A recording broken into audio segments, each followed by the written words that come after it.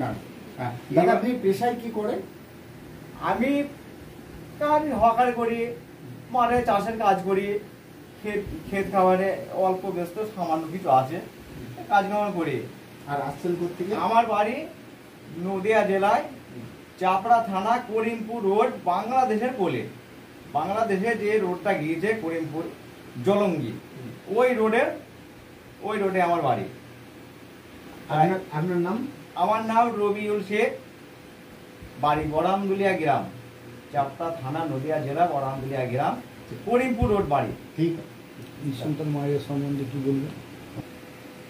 যাদের দেখা যাচ্ছে যে মা এখনো হতে পারেনি, সেই জায়গায় তাদের উদ্দেশ্যে কি বলবেন?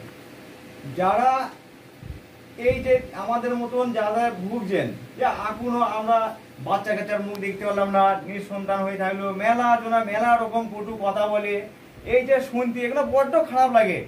তারা এখানে নিঃসন্দেহে আসুক না, তাদেরকে আল্লাহর রহমতে হবেই, বাচ্চা হবেই, 100-র মধ্যে 100 গ্যারান্টি, 100% গ্যারান্টি। তারা আসুক। মানে আপনার ক্ষেত্রে হয়েছে? হ্যাঁ, হবে, কোনো সময় নাই। বন্ধা বলি কি কিছু নাই, বন্ধা বলি কোনো জিনিস নাই। এখানে ডাক্তার বাবু, এই ডাক্তার এমন একটা ডাক্তার, এ হতেই হবে।